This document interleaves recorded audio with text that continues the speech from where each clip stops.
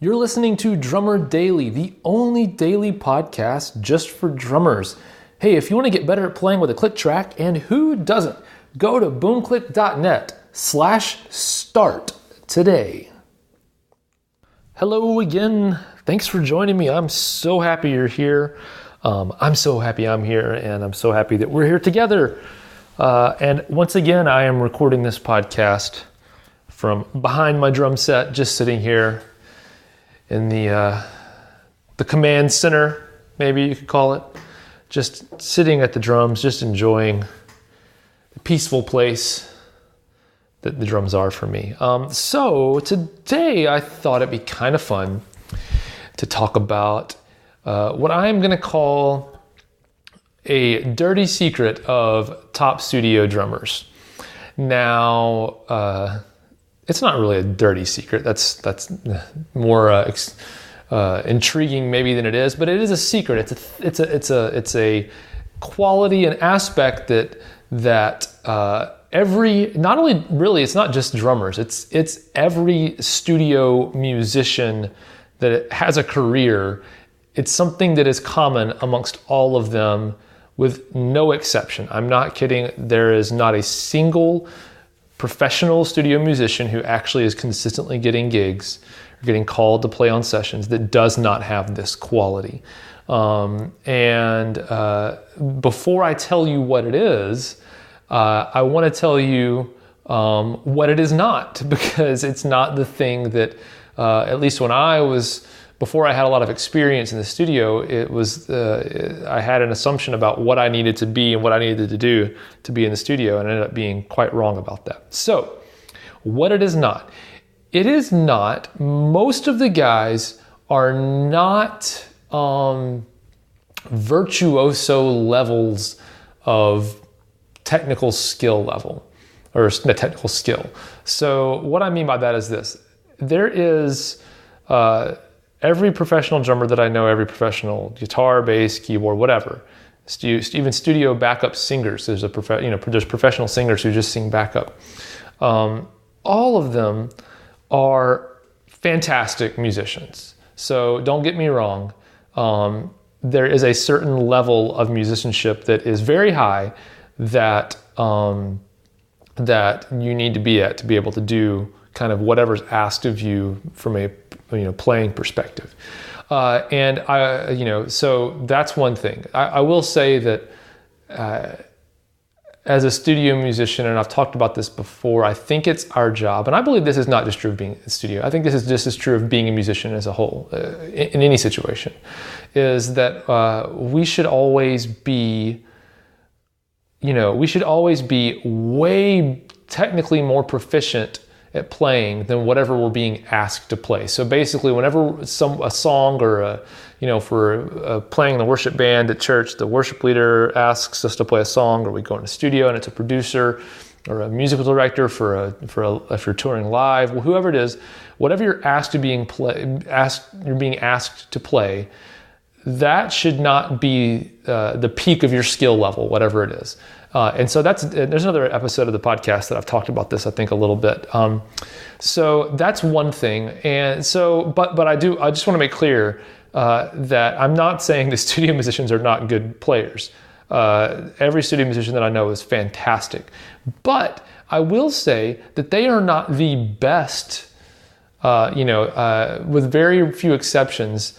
I will say there's some lead guitar players that maybe they are the best at their instrument. But most guys, like, for example, what I'm trying to say is this. The guys you meet in the studio are not the guys who you're going to see playing, drum clinics necessarily, or bass clinics, or whatever it is.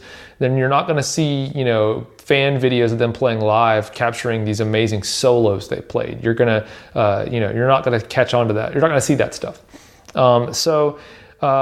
If they're not if there are players out there that are better than them, and I will tell you this, there are players that are better than most studio guys who would really like to be studio guys, but they're not successful. And it's because they don't have this other quality.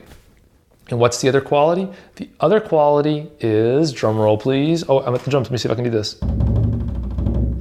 I learned earlier that this mic peaks sometimes if I play the drums too loud while I'm wearing it. So made sure not to do that. Anyway, the trait that they have is this. They are, every single studio musician that is successful and gets called back, they are a great hang. They are fun to hang around with. And that means they're not annoying. They have a good-natured, good attitude. They don't get frustrated. They're not argumentative. They go with the flow, and they know how to socially adapt well to a lot of different people all the time. Every single studio musician that I have met, I have thought, you know what, they were a cool person to hang around with. And I wouldn't be like, when you have to go hang out with somebody that's new that you don't really know that well, and you're one-on-one and you're kind of worried about it or nervous about it maybe, or you just don't know if it's going to be awkward, if you're going to be able to have anything to talk about. Well, with every single studio musician, after I've met them, I think, man, this is a person that I would never be nervous about hanging around or feel like I might end up feeling awkward around if we were to hang out again. They know how to adapt and make anyone feel comfortable, which is actually a big job of a studio or even a live musician, is to make the artist especially, but make everyone around them feel comfortable. Definitely as drummers, that's our job. We want to make the other musicians feel comfortable and enjoy playing and make them feel confident in what they're playing. So I don't know if there's a way to practice being a good hang other than just trying to get out there and hang out with other musicians, other people, and be self-aware enough to know that if you were kind of an outgoing person, maybe be aware enough that to make sure that you're not annoying and overdoing it. And that I think that's in certain situations that's my problem. And then in other situations, maybe if you're not quite so outgoing, you're a little more reserved, maybe make sure that you're not being so reserved that people think that you're not interested or that you're arrogant, or a lot of people project other things onto quiet people because they don't have anything else to do. It's a human nature flaw, but it's real. So anyway, I just want to encourage you, start looking at, and I definitely don't mean to change who you are and not be yourself. That's not what I'm saying. What I'm saying is just try to do your best to get along with people and make people feel comfortable and welcome when you're hanging around them. I think that's the best way to put it. And so that's definitely my goal anytime I'm in the studio. And definitely as a drummer, there can be times when like someone asks you to do something, especially if they're not a drummer, if it's a producer and they don't play drums and they're like, oh, can you do this thing or that thing?